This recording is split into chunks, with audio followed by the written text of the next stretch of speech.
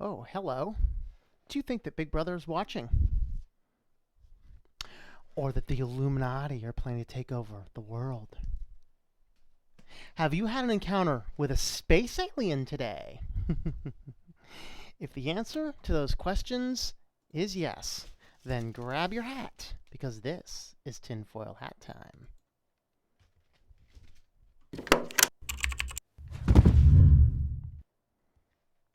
Greetings and welcome back to Tinfoil Hat Time. New audio setup, so let me know if the audio is too loud, too soft, starts to break.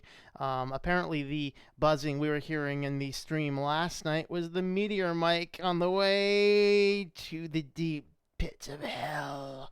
So I got a hold of Samsung, see if they're going to send me a new one or not. No harm in asking, right? So I'm using my other mic setup, which I don't know, might work a little bit better, might work a little bit worse. You guys let me know. Is this better? Is this worse? It's kind of a pain because this is a more traditional mic setup. I have to run it through a soundboard and everything, and so there's like 3 other pieces of equipment I have to use to use it. But I have a lot more adjustment. I can monitor everything right over here in a control center on a board that's not even on the computer. I am seeing it spiking into red a little too high, so what I might do is just go ahead and turn that down ever so slightly. All right, but let me know how the sound works. Today, we are going to be talking about your printer and how your printer is doing little things to keep tracks of you. Well, let's see who is online so far today. Tech Bismo, how's it going, Sir JJ Game? And he bring in a pile of kitties. Cool. Maverick, Salt Lake City. Maverick, LCS, LSC. I'm gonna get that wrong.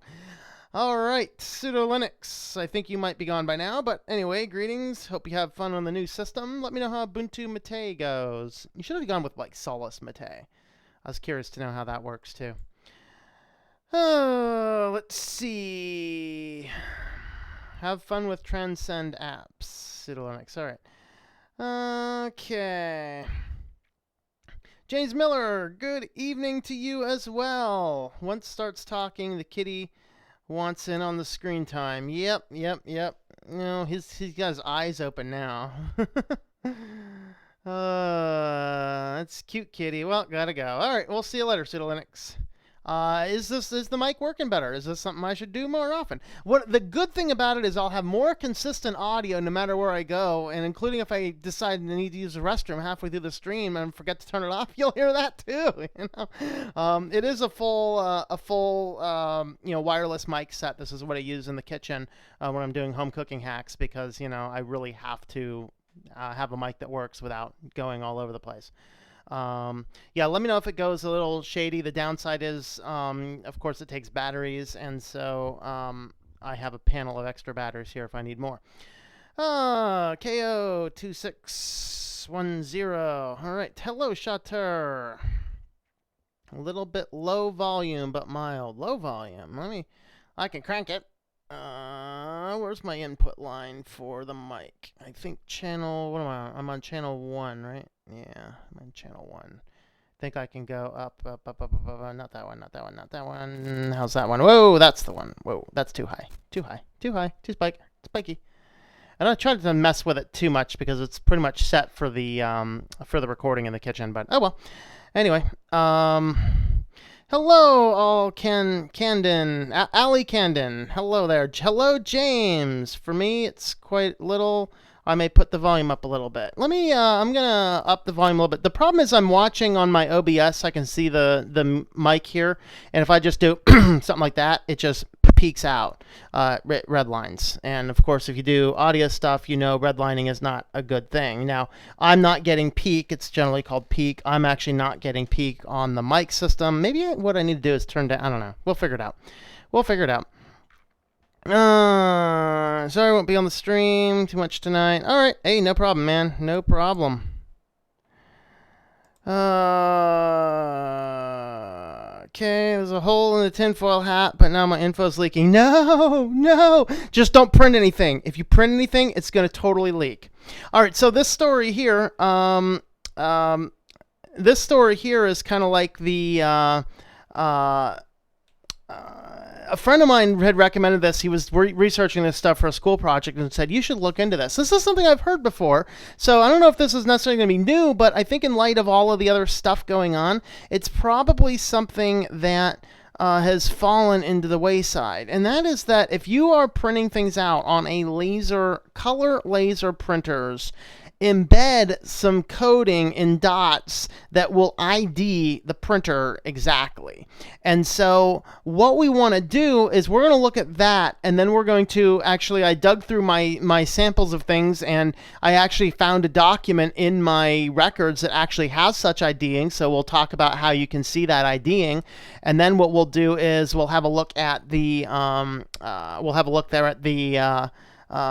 some other issues with modern printers, because I think that there's a big issue with printers. It just isn't necessarily the issue we all seem to want to think it is, if you know what I mean. In that we need to be cognizant of our printers, because in reality, a printer is one of those first IoT devices ever, and they really aren't ever updated as far as their firmware. And of course, now that almost every printer can auto-connect to the internet, and now that raises other concerns as to, are hackers getting in there, and are these printers carrying information? So those are the things we're going to look at here today. So we're going to start out with some articles here, and we're going to first go to PC World. Now, again, like I said, this is nothing new. These articles I'm pulling from, several of these are over a decade old. This is 2004. Government uses color laser printer technology to track documents. Okay, so basically this had a resurgence this summer. That's kind of what brought it back to the light. But remember, this is the type of stuff that people have been talking about for decades. And so that's kind of what we want to look at here. And so in this article, they're talking about some discussions with some folks at Xerox, and basically like Xerox, Canon, Brother, HP. These guys about 15, 20 years ago had, secret conversations with the government to say, hey, what can we do to be able to identify what printer printed a document? Now, it's not very widespread, and mostly is more applicable to business environments, because until just recently, color laser printers were really outside of the price of a home market. Even now, I don't have one. Now, I don't have one for different reasons. I do print a lot because I'm an author, but I print with a black and white laser printer, which does not have these codes in them that we know of. But I think that it's not something that they're investigating any further, simply because there's way better ways now. Every printer now is on the internet, and every printer now, even the new printer I have in the office now, every time I turn the thing on, it's like, ooh, you want to connect this to your Google account? Like, no. I think I want to block the thing from communicating. I got to track down what ports it's connecting with and block those. But anyway, that's the danger of a lot of our modern printers, is that now, where does technology come from? Why did it start? Well, it started to track down counterfeiting. So it had that as an initial basis, and it had another thing of being able to track down people who were either illegally printing things at work or tracking down. And what caused the resurgence in this is that even though this stuff has been out here for 15 years, a recent whistleblower was discovered because of this. They used the leaked documents and figured out who it was by them posting, sending it to a leaking organization. And then the leaking organization, they didn't put up appropriate copies, because if you scan or photocopy these things on, the tracking codes remain. And I'm going to show you that here later on. But in light of that, what happened in this case is that what happens here is that they put up the unedited documents, and they were downloaded by the government, who ran them through their software and said, oh, it was that printer, it was that time, we can check our logs, oh, it was that person. And so that's the detail they have. So what is the risk for us common peons?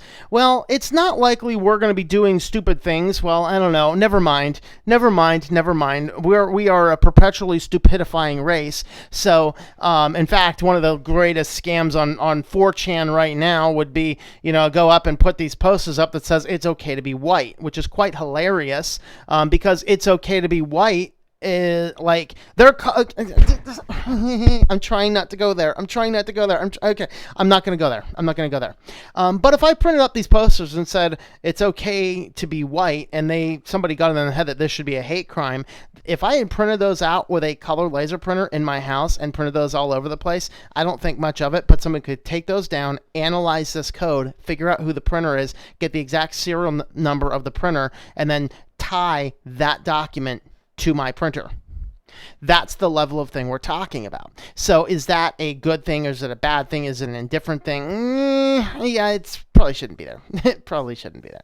And so this is kind of what's going on here. So of course, Center for Democracy and Technology says type of insurance doesn't really assure me at all unless there's some type of statute. At a bare minimum, there needs to be notice to consumers. And that's the real problem about this, is there is no notice to consumers. Most people have no idea about this. However, most people, a color laser printer is not within the scope of what they would probably have in their office. And again, this deals with color laser printers. Inkjet printers, it's not known if they do this. I didn't find it in my research. Monochrome laser printers don't do this. I actually scrutinized everything that comes out of my laser printers with this, looking for it. In fact, I went through a lot of the old records and things I'm producing, and I only found one document that I stopped after finding that one. I only found one document, like my bills for various things. They don't have these tracking codes on them, presumably because they're done by a large-scale printer, not a business printer. But the one paper that I have that I'll show you here later on, that one paper that I have, they actually I know that that's a small branch, small business, and they probably just have, a couple office printers as what they're running on. But the thing I had to look for too is I had to immediately exclude anything that was printed in black and white, so obviously I didn't look at those. And so I did end up finding a document. I'm going to show you what that document looks like.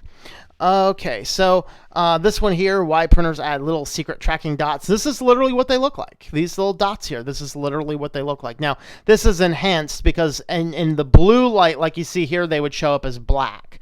But on white paper, they'll show up as yellow. All right.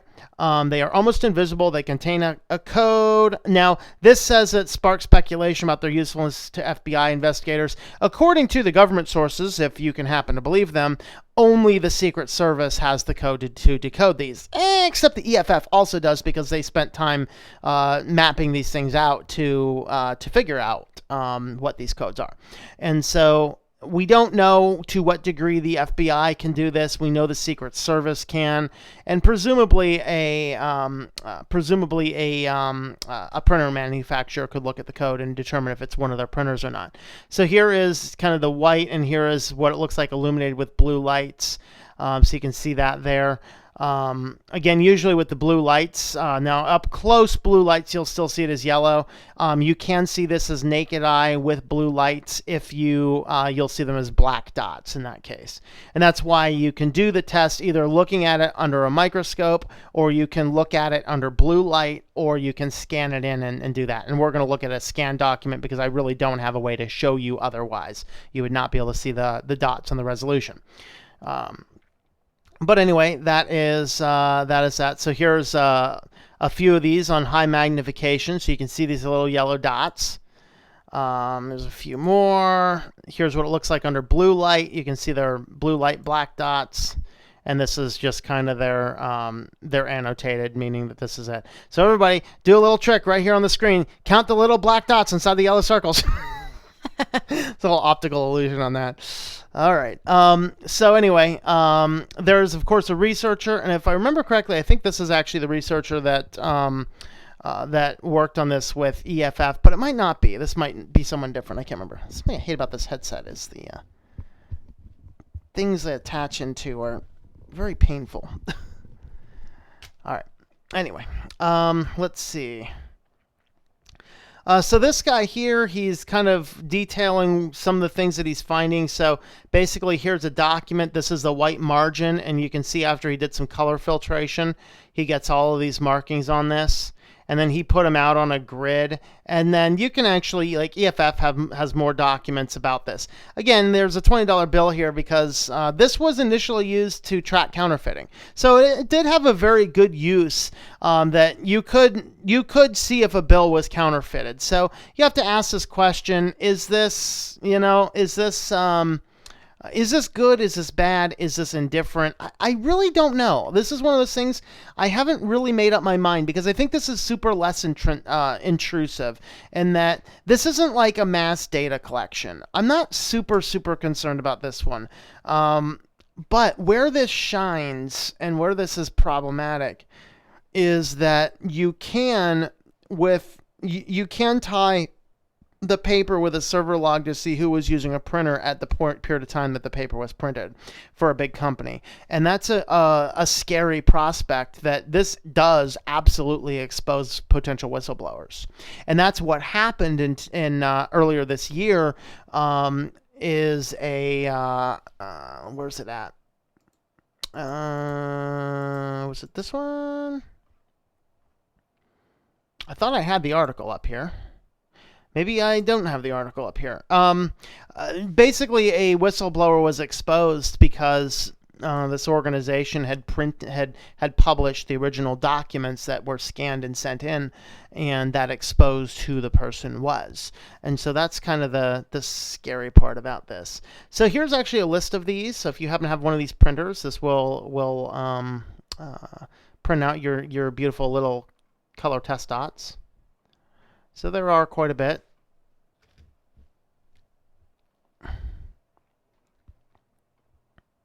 Fun stuff, huh? So these are all the printers. They can tie it back to the printer, the date, the time, the location, possibly the serial number of the printer. So if you're doing illegal, bad things on these printers, stop it. Stop doing bad, illegal things. But anyway, that's what that looks like. Then there's some organizations. This one here is seeingyellow.com. This is kind of like a petition to let the printing companies know, because there's no mandate. There's no legal mandate that the printer manufacturers have to do this. No mandate at all. There was some secret back-end deal, and they said, oh, yeah, we'll do that. Why not? And so basically this is just a form that you can go on. It'll tell you the ways that you can spot if your printer does it, and then it will give you links to call your manufacturer or send them a letter to say, stop doing that. And over here is, there's a nice little video here from the EFF. You can watch that, which will kind of cover through all these things. So here's what they're doing, printing the page with a test graphics. You can use the blue light, and this is kind of what it looks like. If you have blue light available, like a black light would do, other general blue lights would do. I'm actually using my studio lamp has a blue mode, so if I switch it on blue mode, I can see it. There's the scanner method. This is the scanner method that we're going to do to show you. So let's go ahead and, well, first let's go ahead and jump over to the comments. Oh yeah, the cat's still being super cute, so we'll do the comments over there for now. All right, let's see. That's like your default one. All right. It's Tom. Yes, I'm on the new Linux call center. Hello, I'm here to answer all your questions. Except if I haven't done it before, I probably don't know the answer. All right. Yeah, if you came on late, my Meteor mic is having issues, so I went back to my kind of annoying setup that requires the whole soundboard and everything. So yeah, it works. So it's probably better audio, in all honesty. It's just kind of a little bit of a pain. And actually, I really don't like this mic, although everything is so modular here. I could just replace this mic, but I like the one like Louis Rossmann has. This is kind of his setup, except his mic is $400. I don't have $400 for a mic. Although I probably could spend $30-$40 and get a better one than this. Confused as to why I forgot my pack of tinfoil on my trip. I don't know. That's an important thing to have, man. You need your tinfoil. Let's see. Falling into the government's hands. Save me. There's no saving you. Is there a printer driver for Fedora? Any of the HP Office inkjet printers? I just want to say like use something else, but there should be, if you actually just go right to HP's website, don't go searching for printer drivers on the internet just randomly.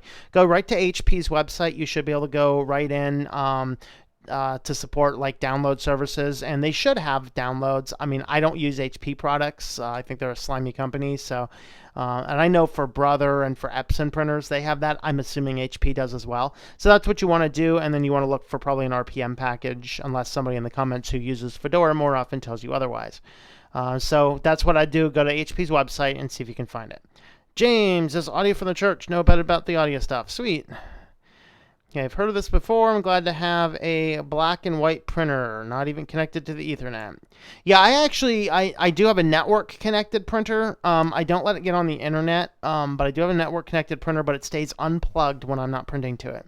You know, because I print so seldomly, it's not a problem to plug it in, wait for 30 seconds for it to be on the internet, and push print, you know. I don't need everything perpetually connected at all times, you know.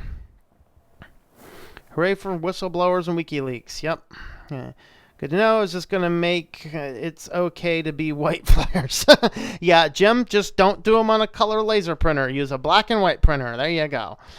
Okay, developers. Okay, there you go. So Shatter has you covered there. Good. What happens if you're using yellow paper? It can still show up unless you're using the exact hues, and I don't know if they have multicolored. But yeah, that actually would make it a whole lot harder to see. But I don't know. That'd be a fun one to test. If you have one of those printers that is in that list, get some yellow paper and try it and see what happens. Look at that cat. He's just being cute. Kitty, you're being cute. Yeah, you.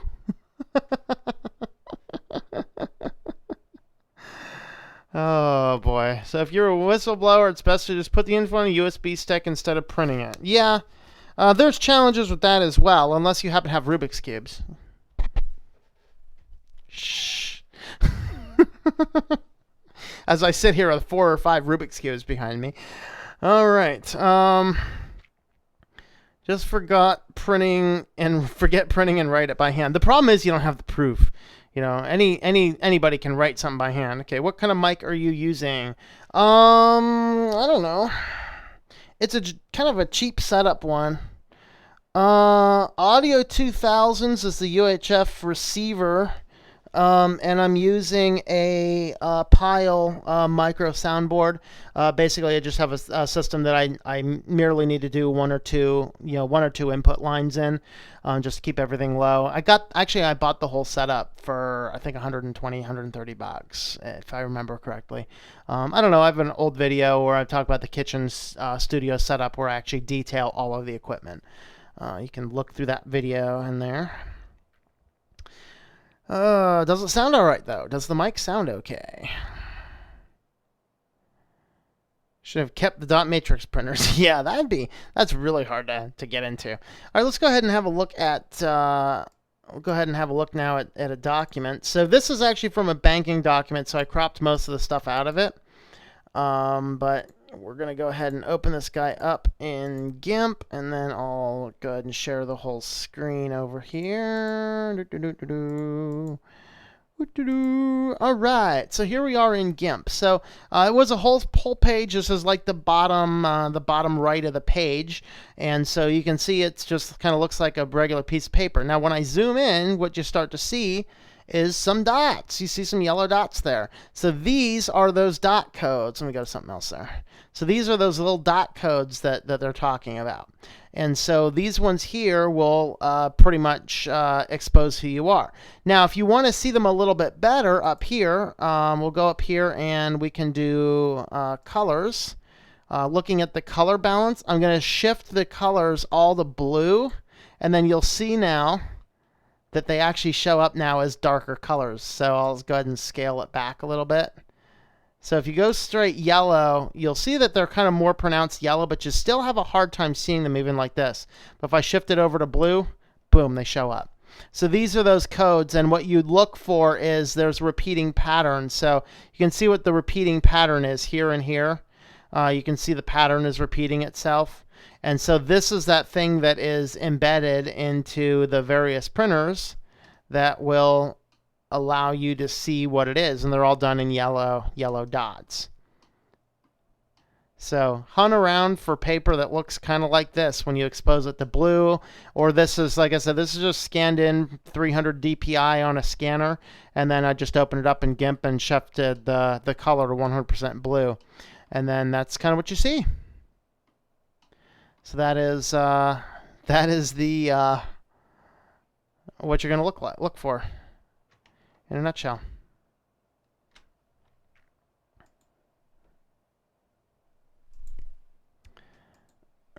Right.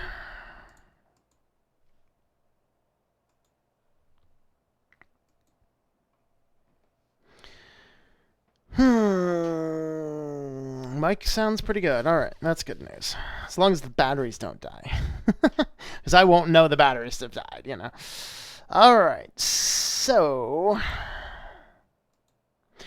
Now, what's the real risk with printers, though? I'm not super concerned about the dots printing up. I mean, a little bit, but on my scale of to that's a what's is all these internet connected printers.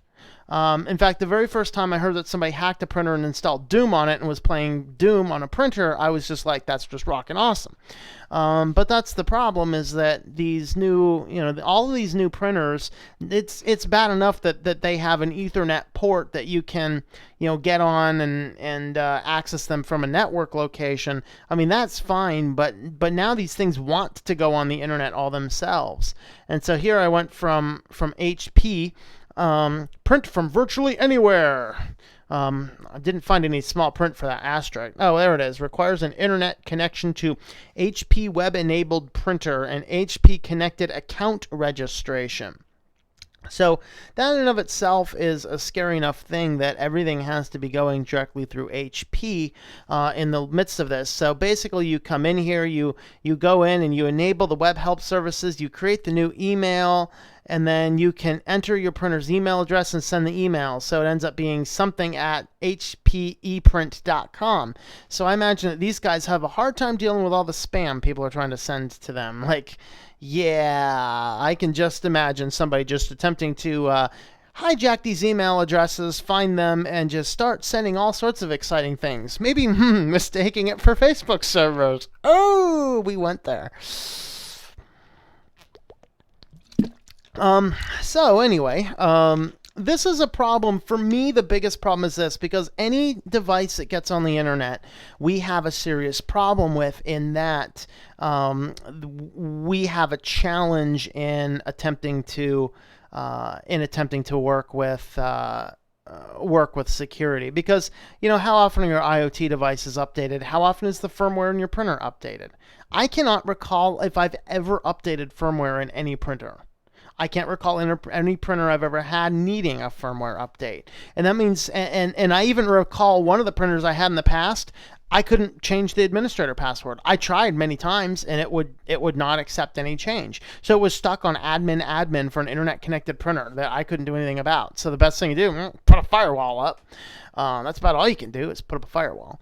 But this is a challenge to me, because not only are you having the ability to hack, but these services, you have to go through someone else's services and servers to enable these, which means these printers go up to, are going up and connecting to some domain URL.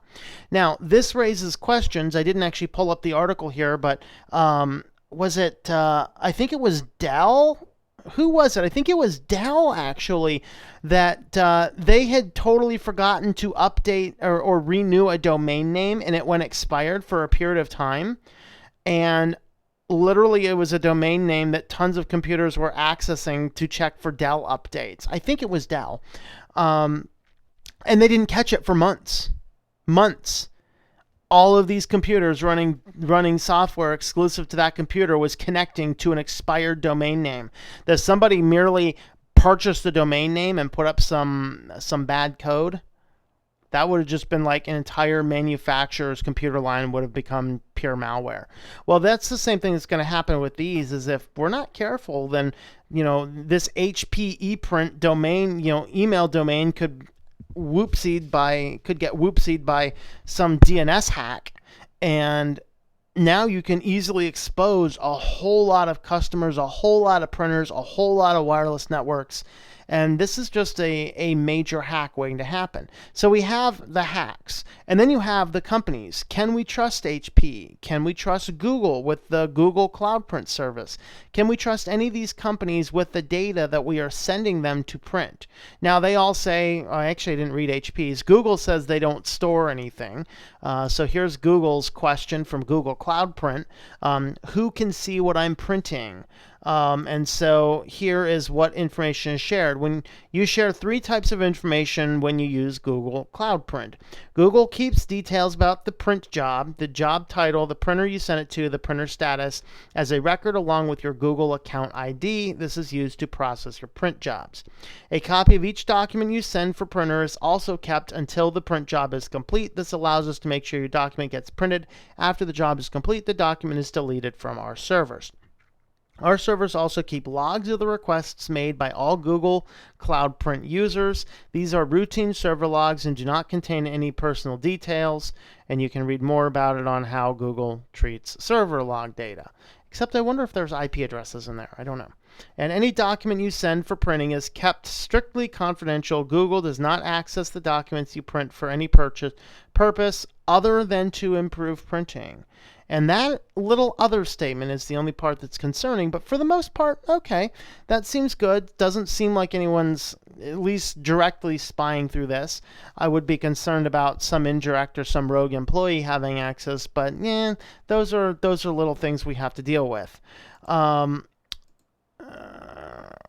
to delete it. So you can actually go ahead and delete that logged history. You can do that apparently. And of course, everything else is covered under the Google's privacy policy. So right there, they just umbrellaed a very frightening policy on top of everything else. So take that for what that happens to be worth. So that is that. So now we also have this question of whom are we sharing this information with? Are they using any third parties or anything like that? So those are things that we have to consider in addition to other things. And then I would say that the final thing that we have to stop and think about is maybe state-sponsored hackers who can get in here, intercept data, go into these printers, and what's going to happen when the first company, I looked for this, I couldn't find any instance of it happening, but with all of this data collection, how long is it really going to be before HP, and it'll probably be HP, Epson, or Canon most likely, that decides to jump out and go, hey, all sorts of people are using our printers. Let's just start collecting some diagnostic printer data, and then they can begin that slippery slope. And I'm totally surprised it hasn't happened yet, if it hasn't. And that's my biggest tinfoil hat concern right now is that what if all of these internet-connected printers start literally spying on the things I'm doing from inside my office? So I'm sitting in my office, I'm writing a latest manuscript of one of my books, I want to print it off to do a hard copy edit, and how long is it going to be before that printer that, despite I'm connected internally on my network, how long is it going to be before the whole or parts or logs about that print job is sent back home to the manufacturer? How long is that going to take? And I think it's probably reasonable to say some degree of that's already happening. But at the same token, it's kind of scary. In that respect. So kind of those are my thoughts on that. Let's go ahead and have a look at our comments again. Oh.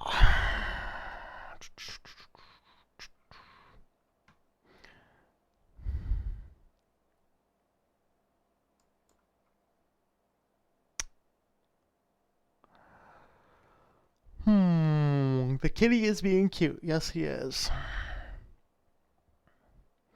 Remember, Steve Gibson used to say printers had telnet and was a way to hack access. For a hacker to access. Yeah, I think so.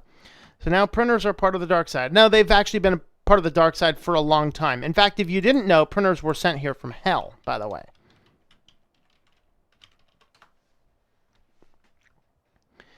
Hello, Colin. Hello, Total OS Today. Use retro computing for sensitive documents. Can't log in the internet without customer hardware devices. Many programmers can't remember how to code in 6502 and Z80ML code and coding under 6K. Actually, that's kind of funny because I have a friend that works at Lowe's, and they said that their computers have never really been hacked because they're too old. They literally run DOS on their terminals. DOS. How safe are laptop docking stations? I don't know. I mean, I'm imagining they're probably, pretty safe unless it has some software built into them. I don't know. Fortunately, I had to find out my dad was using Yahoo. I got a shower now. All right. Yahoo! Who wants to be hacked? HP does that already with their HP apps. Read their EULA. Yeah, I didn't not read their EULA, which would be a fascinating thing to read, I'm sure. I'm just sitting back and enjoying the stream. Greetings, Kyrie Holmes. All right, Kitty looks like he's had a stubby leg. He does, doesn't he? Kitty, you got a stubby leg? Do you got a stubby leg? Do you? Can you see your paw? Can we see your paw? I want to show your paw to the world. He's like, no, I'm comfortable. I'm not moving.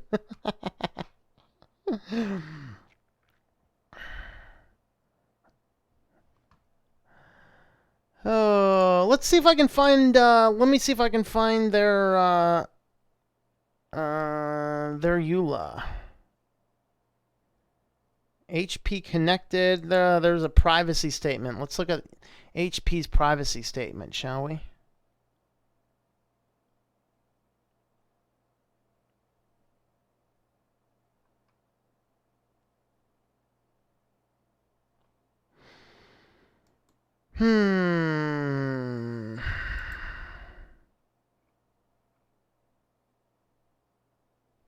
I'll just go ahead and turn this on so you guys can see it too.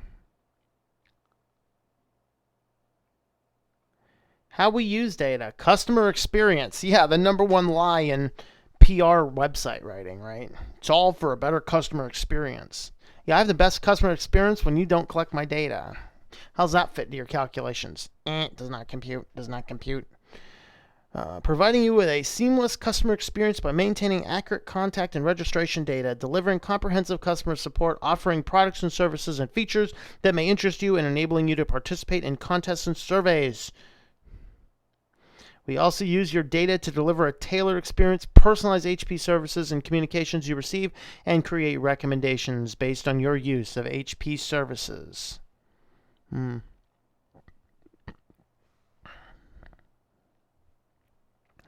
Administrative communications. That sounds interesting.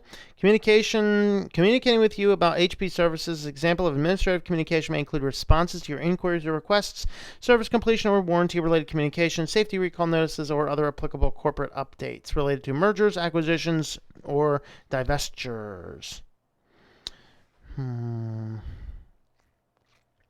Oh, providing personalized promotional offers in accordance with your privacy preferences on HP services and other selected partner websites. For example, you might see an advertisement for a product on a partner site that you have recently viewed on an HP site. This may be involve the use of automatic data collection tools. We may also share some of your information with marketing service providers and digital marketing networks to present advertisement that might interest you. That's scary. Ooh, let's read more about how HP uses automatic data collection tools. That sounds ominous. Ooh, what data we collect. That also sounds ominous. Personal data is any information that personally identifies you, from which you could be identified either directly or indirectly. We may collect your personal data through use of your HP services or during conversations or correspondence with HP representatives. Personal data we collect from you depends on the nature of your interaction. May include contact data, payment data, account data, location data, security credentials data, demographic data. Why do they need that? Preferences, social media data. Here, this is my neat pictures I just sent to Facebook. Enjoy.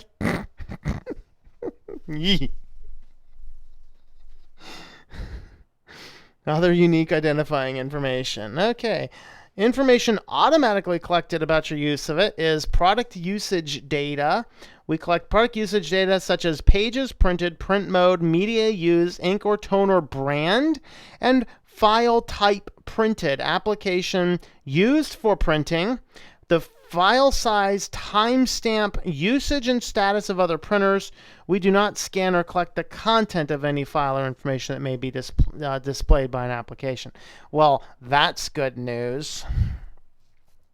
Device data. We collect data about your computer, printer, and or devices such as operating system, amount of memory, region, language, time zone, model number, first start date, age of device, device manufacturer date, browser version, computer manufacturer, connection port, warranty status, unique device identifiers, advertising identifiers, and additional technical information that varies by product.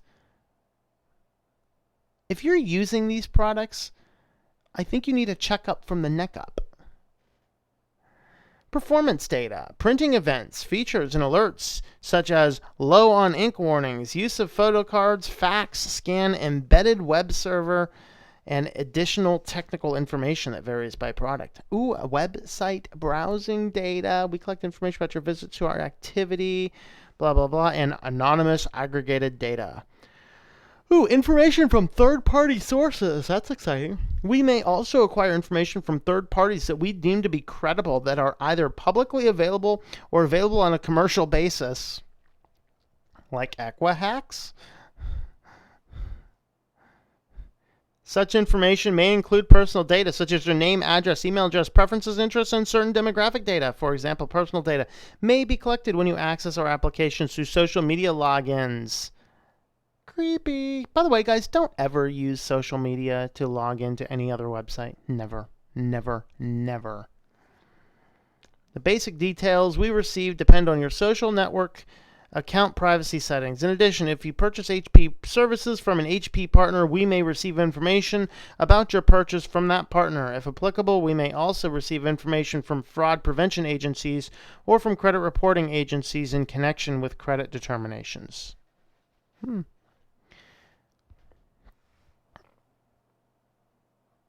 Ooh, children's privacy. All your children's data belongs to us. Alright, how we keep your data secure.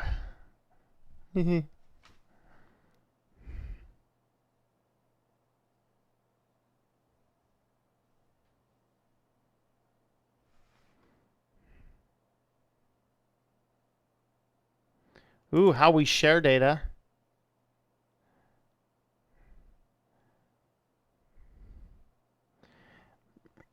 Okay, that pretty much says we will share your data with anybody. We will share your data. Like, never mind. I'm not going to use that analogy. Woo! I almost got myself in some trouble there. What's the matter? The video's going to be demonetized anyway. They all are anymore. Oh, boy. Oh, boy. Oh, boy. Let's see this. Online collection tool. All right, they use cookies. Sharing other information. Oh, web beacons. That's exciting. And embedded web links. That's kind of scary. Kitty, are you scared? Are you scared, Kitty? Yeah? You think it's a good deal to not use HP products? Yeah? Alright. Oh, boy. Oh, boy, oh, boy, oh, boy. Fortunately, okay, I read that part.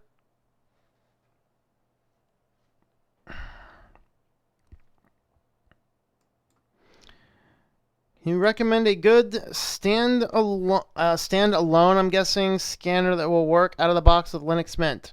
No, I have not looked into any of those. I have looked into some of them. I stopped looking into them when I saw the price. I have no idea why scanners are so stinking expensive, being that I can go and buy a printer which has an embedded scanner on it for $60. But if I go to buy a standalone scanner, the cheapest thing I can find is $100, and it doesn't look like it scans anything more than business cards. If you want to pay $250, they have some very nice scanners of the size of printers, but they just don't print anything. It's like the whole market of that just doesn't make any sense to me. It just doesn't make any sense to me. It doesn't. I have no idea why. But anyway, that's kind of that. So anyway, if anybody else knows, I mean, I think that I know I have a new Brother printer scanner combination that the printer works out of the box. The scanner does not work out of the box. I can tell you that. But other than that, I don't know. Well, anyway, let's go ahead and short stream today. We're going to go ahead and drive this puppy home. We'll read one last final page, and then we'll feed the kitty, and we'll respond to any more comments, and we'll go ahead and wrap this up. Let's go ahead and remember that printers were sent here from hell to make us miserable. Compliments of the oatmeal. Just a little parental advisor. There's a few bad words in this, but I just love this thing too much to not share it. While we're talking about printers, we just have to. The printer hate machine. Printers, unlike other technologies, are remarkable in the fact that they are just as crappy and unreliable now as they were in 1995. It is my belief they were sent here to inspire rage, loathing, and murder in the hearts of all mankind.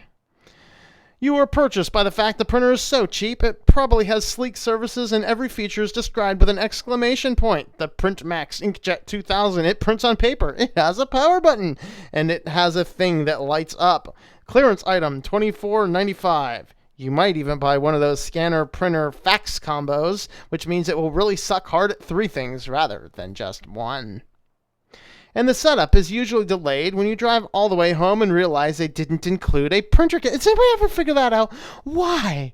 Why in the name of all things that are holy is there not a printer cable with the printer? Like every other device you buy in the history of the universe contains a cable in the box, except the printer.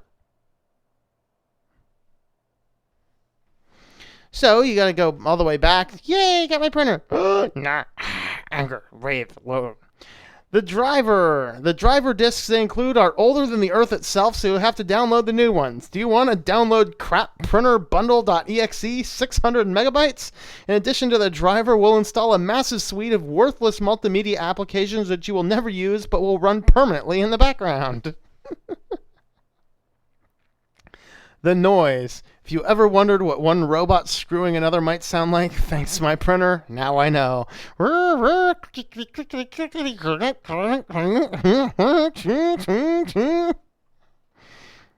Photo quality paper. These printers are great for photos if you need to print 1 photo per year. You can see this very nice correlation chart. It has poop smear, unreadable, faded horizontal lines, and passable corresponding to the number of copies. 1, you will get passable. 2, you will get around faded lines. 3, you will get unreadable, and printing 4 photos a year, you will indeed get a poop smear. Paper jams! All printers come with a bonus feature that they will not only print on paper, but they will crunch it up for you as well. That is so tasty! Such tasty printers! Such tasty printers! And I have come to believe that my printer produces cryptic error messages simply by using words like load and tray and arranging them randomly. Spool error. Load tray error 4. I'm not going to read the rest. Ink cartridges. Either print ink is made from unicorn blood or we're all getting screwed. Pen is an ink contained in plastic that costs 15 cents. And an ink cartridge is an ink contained in plastic for $25. This is definitely out of date, by the way. And ink colors, aside from getting those gorged on ink cartridges that cost more than the printers themselves, and that is true actually all through college.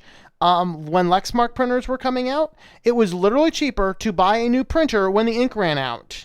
I never bought new ink for a Lexmark printer. Every time I ran out of printer ink, I'd go and buy a new printer because the printer ink was $75 and the printer was $40. Aside from getting gorged on ink cartridges that cost more than the printers themselves, what's really aggravating is when your printer refuses to work unless all the colors are fully stocked. Yeah, good stuff. Error, unable to print some black and white document because your printer is currently out of cyan. This error message equals a giant load of crap. And of course, ink expiration dates. This is a new thing. This is quite exciting. Ink expiration dates. I've recently discovered the joys of ink cartridges that expire and won't work until you buy new ones. This is meat. It will expire unless you stick it in your mouth by a certain date. Result is a happy meat face. This is an ink cartridge. It should never expire. It does not even have to go in your mouth. This is an unhappy ink mouth. And the unfortunate timing. Your printer will always stop working at 3 a.m. when you're trying to print out a report that's due the next morning. Please, God, oh, just print, I beg you. No, sir, ha, ha, ha. And I have no affiliation with the Oatmeal, but if you love that thing, you can go to the Oatmeal's website right here, and you can buy a big old poster of that. I at one point in time said I was going to buy that and put it on my wall, and I just never have. But anyway, yeah, he does have some books there, too, out there. I stopped reading his stuff a while ago. He got even a little too foul for me, but this is a fabulous little thing that I'm going to go ahead and include the link for this article down below. So if you guys enjoyed that, you can go and watch it again. He also has a whole lot of cat things if you're not familiar with the Oatmeal. Okay. From Scotland. Great to finally catch a live stream. All right. Good job, Scott's Paul. Awesome. My HP printer cost $40 5 years ago, which has a scanner and a photocopy. I only use it to scan documents on my computer.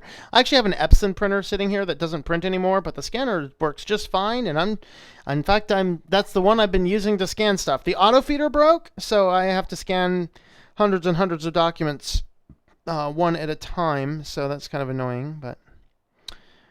I have Linux Mint 18.2 Mate and an Epson Perfect V37. Said I rarely use it. Okay, so there you go. Epson Perfection V37 should work for you. That'll work. What happened to the desktop microphone? The desktop microphone has a problem, so I went ahead and went with my backup mic system. Kind of a pain because it requires a lot of extra hardware to get running. I'm on a soundboard over here. I have a frequency receiver down there, and there's all sorts of fun stuff.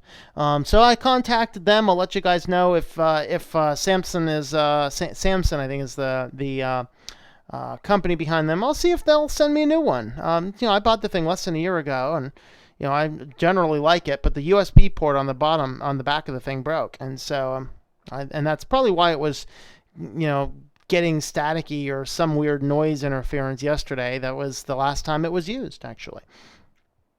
All right. $40. I bet the print cartridge costs more than the printer. Yes. Okay. Does that printer can print a 3D unicorn? Yes, it can, indeed. Now in the Linux call center position. That is right. I am taking your Linux sensor calls. Bah, ha, ha, ha, ha. Hello, Big Daddy. Big Daddy, you streaming tonight? Let me know. I will probably jump over there. I have some Blender work to do, so I'll go ahead and jump on that while I'm doing Blender work. All right. $25. Printer has 2 slots, one for black ink, the other for color. Yeah.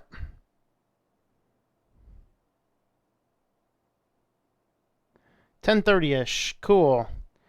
Anarita, I only use to scan documents, but that does not require ink or paper. Yep. I was going to lose my mind wondering where you were.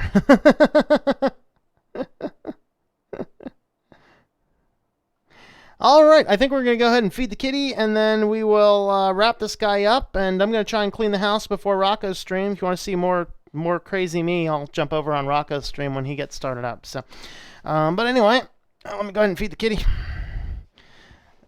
Right, kitty? Oh, you know it's coming, don't you? You know it's coming, don't you? Yeah. You know it's coming, huh? Yeah? Yeah? Smile for the camera. Oh, yeah.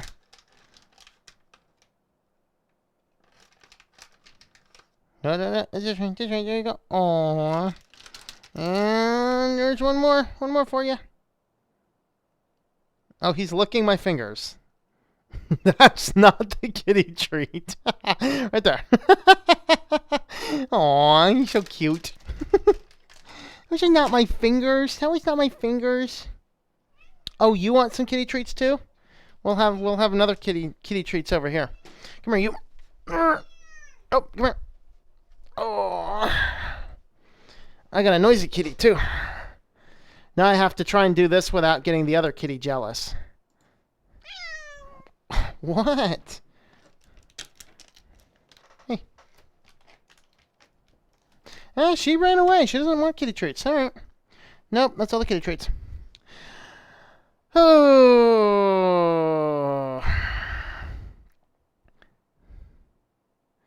Epson printer, I used to get notifications about ink pads, don't want it to print anymore. I found a workaround. See, I actually get Brother laser printers because you can actually go in and turn off all the notifications that the things, basically turn it into an old printer that it just gives you black bars and all that fun stuff. All printers have a dark hole where it empties all your ink. I've been looking at that hole for years. Yep. All right, see you guys later.